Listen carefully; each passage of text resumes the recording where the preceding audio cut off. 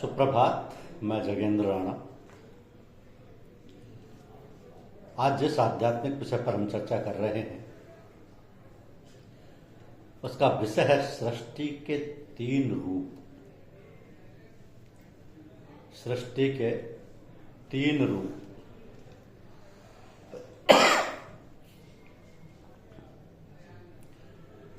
देखिए, विद्वानों ने इस सृष्टि के तीन रूप माने हैं: कारण, सूक्ष्म और स्थूल। इन तीनों के भी दो दो भेद हैं: कारण और महाकारण, सूक्ष्म और अति सूक्ष्म, स्थूल और अति स्थूल। इन तीनों प्रकार की सृष्टि को 5 भागों में बांटा है। 5 सर्किल उसके बनाए हैं जो पंच कोशों के नाम से बोले जाते हैं। इन 5 में एक आनंदमय कोश है जो सबसे प्रथम आत्मा के ऊपर आया। यह माया का झीना आवरण यानी महाकारण कहलाता है। इसके नीचे प्रकृति की धार ने दूसरा हल्का सा लपेट बनाया जो विज्ञानमय कोश के नाम से प्रसिद्ध है। यह स्थान कारण कहलाता है। इस समय इसी की व्याख्या चल रही है। इस शक्ति ने और नीचे उतरकर मनोमय कोश बनाया, उसके नीचे प्राणमय कोश और सबसे नीचे अन्नमय कोश रचा। यानी प्राणमय कोश का निचला आधा भाग स्थूल और ऊपर का आधा सूक्ष्म है। तो प्राणमय कोश का निचला आधा भाग स्थूल और ऊपर का आधा सूक्ष्म है। इस हिसाब से मनोमय अति सूक्ष्म और अन्नमय अति स्थूल हो जाता है। स्थूल बुद्धि से स्थूल पदार्थों का ज्ञान हो सकता है, सूक्ष्म बुद्धि से सूक्ष्म तत्व समझ में आते हैं,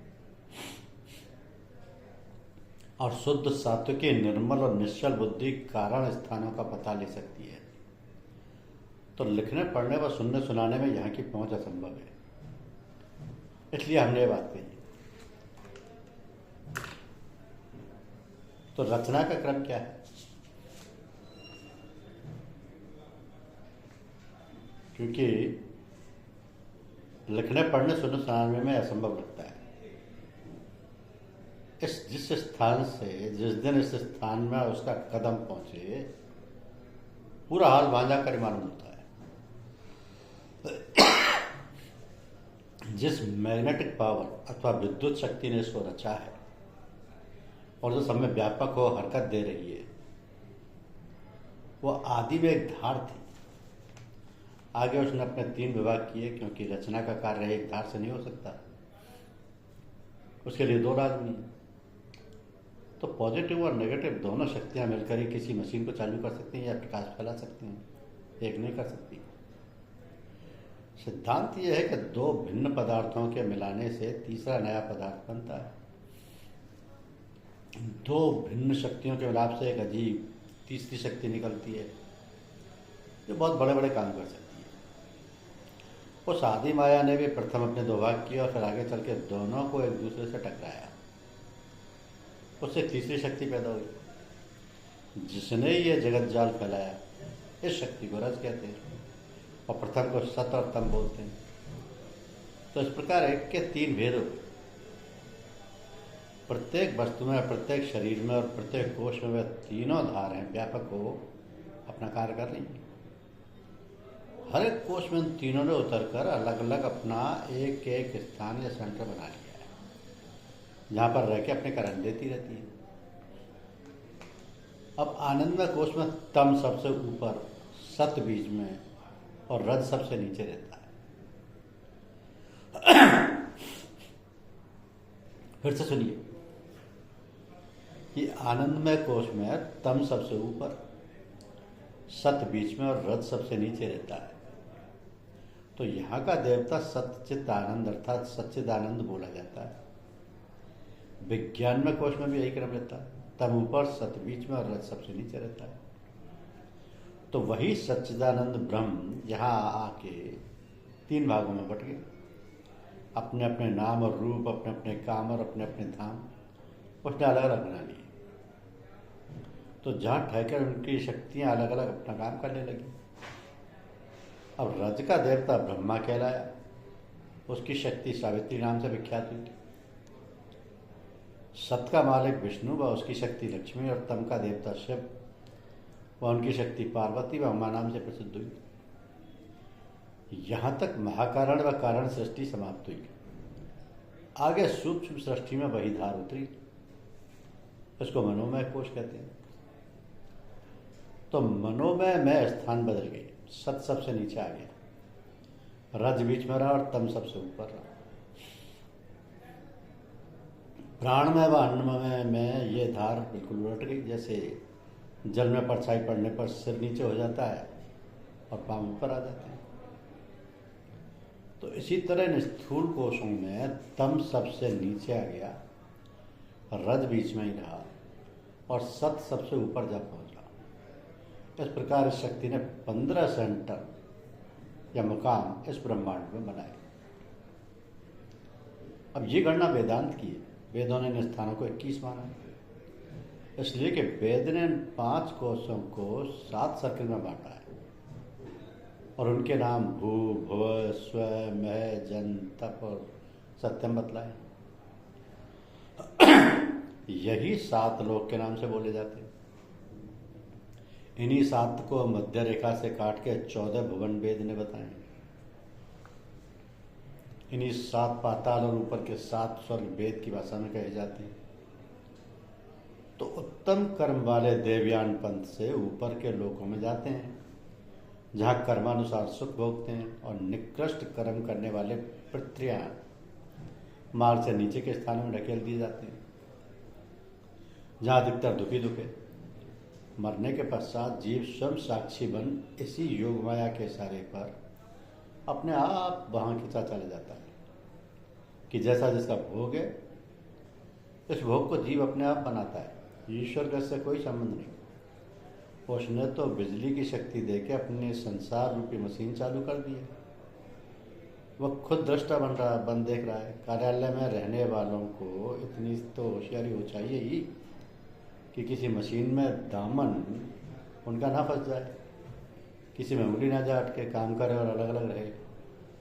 तो जो इस तरह इस भाव जाल से अपने को बचा रखेगा, उसके लिए यहाँ भी सुख और वहाँ भी सुख।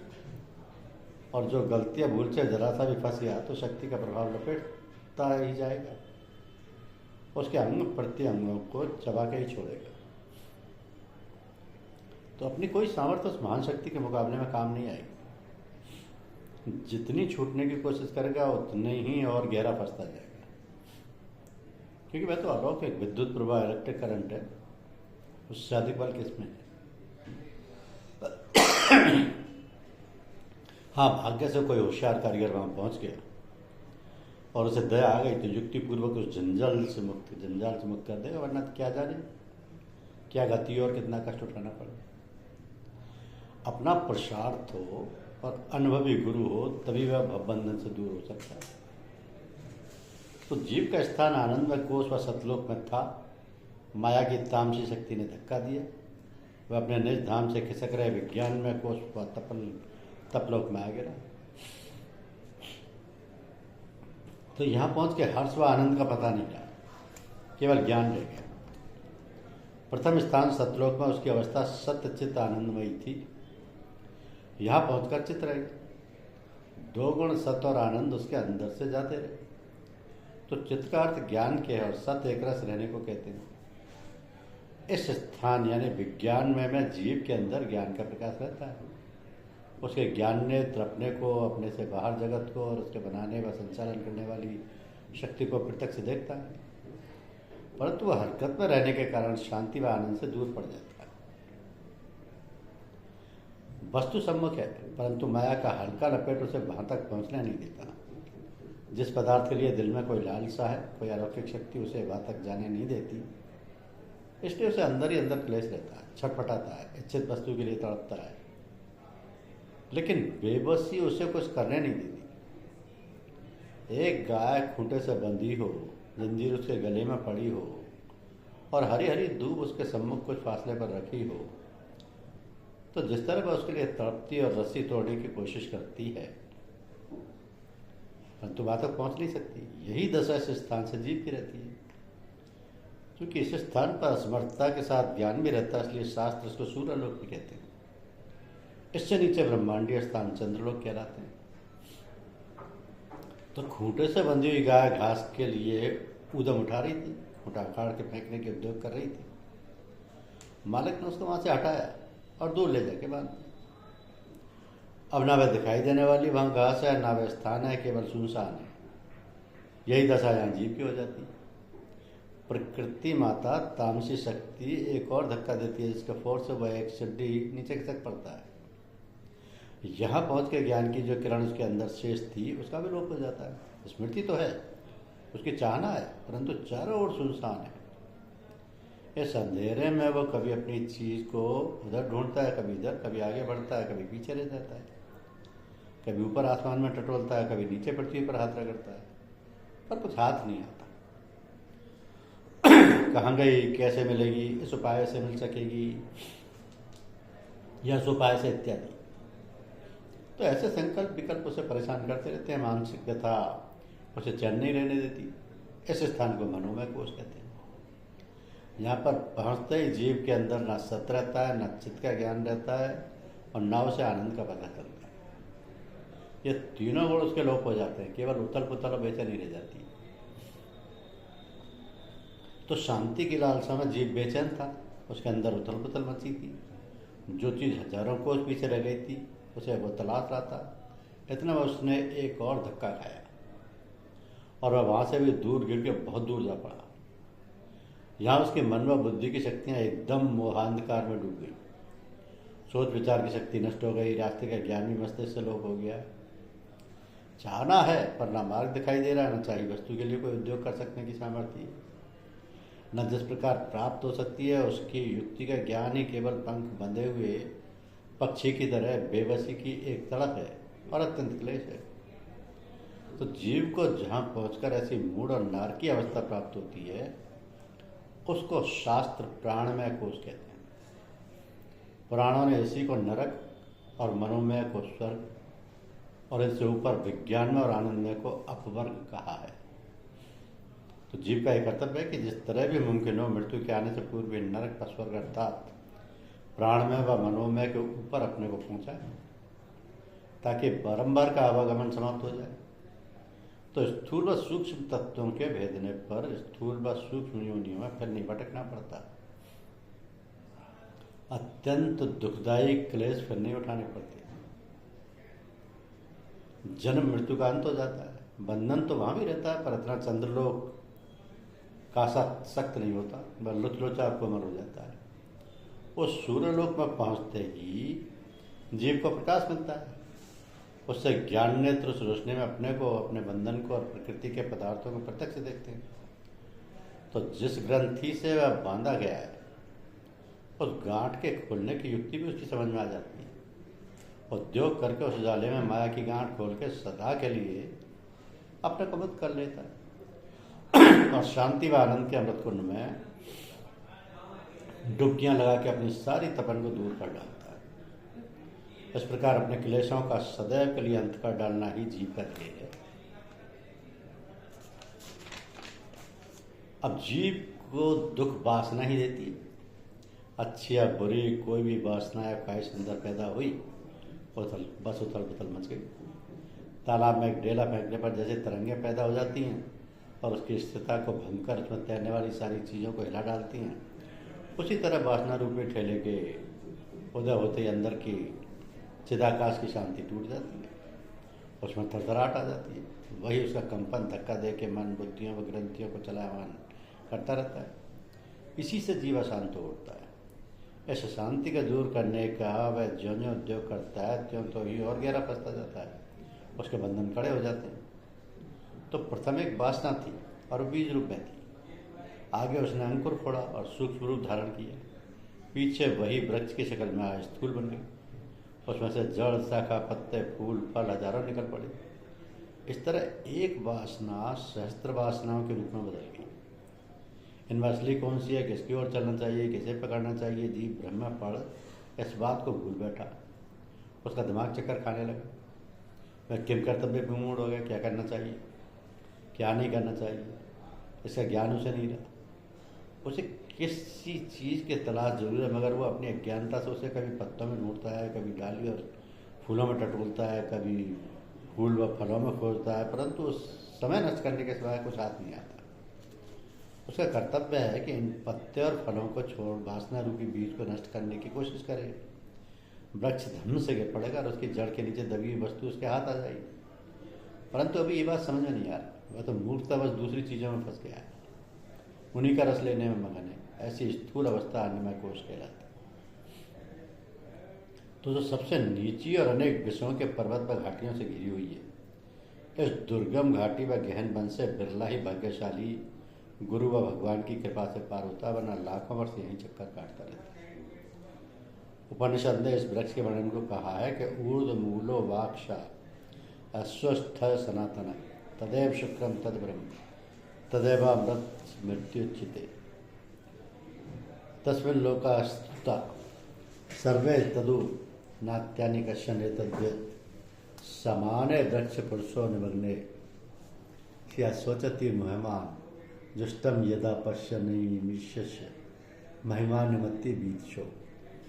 अर्थात ऊपर को जिसकी जड़ और नीचे को जिसकी डालियां और पत्ते हैं, ऐसा हमेशा रहने वाला पीपल का पेड़ ये संसार है।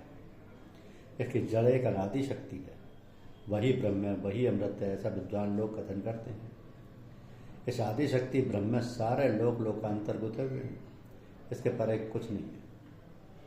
तो ऐसी माया रूपी उल्टे वृक्ष में जीवात्मा आसक्त हो लटक रहा है।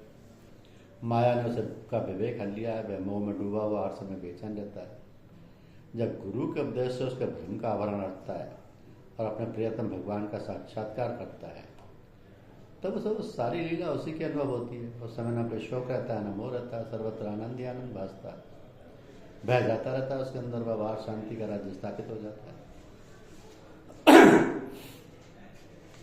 तो पुराणों में एक गाथा आई है कि एक बनिया रुपयों की थैली बांध कर व्यापार करने घर से निकला।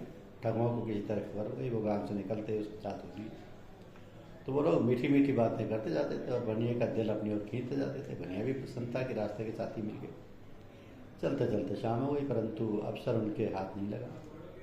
इतने में एक गहन वन में उनका प्रवेश हुआ। बस्ती अभी कई कोस के पाटे पड़ती, बरसात के दिन थे, बादल घिरे हुए थे, अंधेरे ने अपना प्रभाव चारों दिशा में फैला रखा था। तो सारे रागी रह के करके ठिकानों पर जा लगे थे और सुनसान में केवल लुटेरे थे और वो बनिया था। मौका हाथ में आ गया। उन्होंने बनिया को पकड़ लिया, पहले खूब ठोका, फिर उसका सारा धन छीन लिया। बनिया बहुत गिड़गिड़ाया, हाथ जोड़े, खुशामद की, मित्रता का नाता निकाला, पर बदमाशों ने एक ना सुनी। कपड़े लत्ते तक उसको उतरवा लिए, एक कौड़ी खर्च पाने के लिए भी नहीं छोड़ा। इसी तरह नंगा का लुटेरा उसको ऐसी दशा में छोड़ के भाग गया। तो इस प्रकार पर्वत व घाटियों से घिरे हुए उस विकट वन में वह बनिया अकेला रह गया। अंधेरे में कुछ सूझता नहीं था, चारों ओर सन्नाटा था। कभी कभी सिंहों की दहाड़, हाथियों की चीख उसके कानों में पड़ जाती थी। मार पड़ने और धन लुट जाने के कारण एक तो वो वैसे ही घबराया हुआ था, उस पर वो डरावनी आवाज़ों से कलेजा और भी महसूस रही थी। इसी मूढ़ दशा में पथभ्रष्ट मुसाफिर की तरह एक ओर को चल पड़ा। उसे ज्ञान ही नहीं रहा कि जिस बस्ती में उसे पहुंचना था वो किस तरफ है और उसका रास्ता किधर को है। और मुँह उठाए चला जा रहा था, परंतु जिस बार को उसने पकड़ा वह ध्येय तक पहुंचाएगा या नहीं, इसका विचार उसके मस्तिष्क से लुप्त हो चुका था। इस तरह चलते चलते वो एक अंधे कुएं में गिर पड़ा। अब कुएं के मुख पर एक बट वृक्ष था, जिसकी शाखाएं कुएं के अंदर तक फैली हुई थी। बनिया ने गिरते ही अपना कुछ होश संभाला, झट से एक डाली को पकड़ लिया, लटक गया। अब नीचे गिरता है न ऊपर को चढ़ पाता है, डाली के सारे लटक रहा है। एकदम आकाश में कड़ाके का शब्द हुआ। काली काली घटाओं से बिजली ने निकल के पृथ्वी पर आकाश की एक किरण को फेंकी और क्षण मात्र में ही उसे समेट बादलों में विलीन हो गई। उस रोशनी में उसे दिखाई पड़ा कि नीचे कुएं में एक महाभयावना अजगर सांप मुंह फाड़े उसको ताक रहा है। उसे निकल जाने की फिक्र में, और ऊपर जिस डाली को पकड़े हुआ लटक रहा है उसे दो चूहे, जिसमें से एक का रंग श्यार दूसरे का सफेद है, दांतों से काट रहे हैं और वो शीघ्र ही टूट कर गिरने वाली है। नीचे और ऊपर दोनों ओर आपत्ति है। यह देख बनिया भय कांपने लगा और इनसे बचने का उपाय सोचने लगा। तो उसके सिर के ऊपर ठीक सीध में एक मधुमक्खी का छत्ता था। कभी कभी शहद की बूंद उसमें से टपक पड़ती थी। उसी उधेड़बुन की दशा में एक बूंद उसके होठों पर आकर गिरी। वनिया ने जिब्बे निकाल कर उसे चाटा तो मजा आ गया। अब तो वह सब कुछ भूल बैठा और ऊपर को मुख फाड़ के उसी मधुर रस का इंतजार करने लगा। उसकी जीभ लपलपाने लगी। उसकी सारी वृत्तियां चारों ओर से सिमट के उसकी ओर आ गई। अब न मृत्यु का भय है, न देह पर पहुंचने की स्मृति है, केवल मीठी बूंद के लिए लालायित है। उसकी विचार शक्ति उसी रस में डूब के रह गई। इतने में ही डाली टूट पड़ी और विवेकहीन बनिया अजगर का ग्रास बन के सदा के लिए अपने इष्ट मित्र व कुटुंबियों को छोड़ के संसार से चल बसा। आगे उसकी क्या गति होगी इसका पता नहीं, परंतु धर्म ग्रंथों के कथानुसार चूंकि उसने शहद की लालसा में प्राण दिए थे तो अंत समय उसकी वृत्ति शहद में ही थी, इसलिए मधुमक्खी की योनि में सुझाना पड़ा हो। तो यही दशा अन्नमय कोश के प्राणियों की है। यही दशा अन्नमय कोश के प्राणियों की है। बनिया ही जीव है। काम, क्रोध, लोभ, मोह, मद, मत्सर इत्यादि ठगे जो जन्म से उसके साथ चलते हैं और समय पाकर उसकी सारी सुख कमाई को लूट लेते हैं। तो संसार विकट बन है जो रात्रि ताम से अंधकार से घिरा हुआ है। ज्ञान का सूरज छिप जाने से अन्नमय कोश में जीव को कल्याण का मार्ग नहीं सूझ पड़ता, चलता रहता है, परंतु किधर जा रहा है, कहाँ पहुंचेगा, ये यहाँ के मूल जीवों को कुछ विचार नहीं होता। ऐसे मनुष्य ही इस लोक के प्राणी कहे जाते हैं। अजगर सर्प की मृत्यु है जो मुंह बाएं हर समय ताक में रहती है और श्वेत व कृष्ण मुंह से ही दिन और रात हैं जो उसकी आयु रूप डाली को कुतरते रहते हैं और एक दिन उसे समाप्त करके छोड़ती हैं। तो शहद की बूंदें ही विषय हैं जिसके आनंद में वो लिप्त हो सब कुछ भूल बैठता है। अंत समय जिस वासना को लिए वह मरता है उसी के अनुसार सर्प, कोड़े, मकोड़े, पशु पक्षी की क्लेशदायक योनियां उसे भोगनी पड़ती हैं। तो जब मनुष्यों की ऐसी दशा हो उसको अन्नमय का प्राणी समझना चाहिए। अब जीव का कर्तव्य है कि माया का जंजाल काट के अपने उस दुख में जीवन का अंत करे। जिस तरह भी हो सके अपने को श्यामर धाम में ले जाए और सदा के लिए वहाँ विश्राम कर ले। जो ऐसा नहीं करता, अपने को बुद्धिमान समझता हुआ जो भी इधर को नहीं मुड़ता है, विपत्तियों के थपेड़े खाता हुआ भी जो उससे बचने का उद्योग नहीं करता है, वह विवेकहीन व मूढ़ है। तो अज्ञान की काली काली घटा उसके हृदय पर छाई हुई। पढ़ा लिखा विद्वान होते हुए भी वो मूर्ख है। असली ध्येय को भूलकर जो मुंह उठाए दूसरी ओर चला जा रहा है, अशांत रहते हुए भी जो शांति के मार्ग को नहीं तलाश करता वह अज्ञानी है। आज की दुनिया ऐसे ही भुलंगों की बस्ती है जो चारों ओर भिनभिनाते फिरते हैं, परंतु अपना व दूसरा का कोई उपकार नहीं कर सकते। आत्मा में बल नहीं, शरीर में सामर्थ्य नहीं, फिर भी चहकते रहते हैं और अपने को बुद्धिमान व सामर्थ्यवान समझते हैं। इस दारूण रोग को दूर करने का उपाय नहीं सोचते। अधिक तादाद तो ऐसी है तो जो अपनी दीन दशा की ओर ध्यान ही नहीं देती, एक के बाद दूसरा और दूसरे के बाद तीसरा, इस तरह विपत्तियों के पत्थर बराबर उनके सिर पर बरस रहे हैं, चोटें भी खा रहे हैं, पीड़ा भी हो रही है, परंतु वे कहीं से आ रहे हैं, कहाँ से आ रहे हैं, किस प्रकार इनको बंद किया जा सकता है, इससे होना कोई मतलब नहीं। तो शास्त्रों ने ऐसों को ही मूड कहा है। धन्यवाद।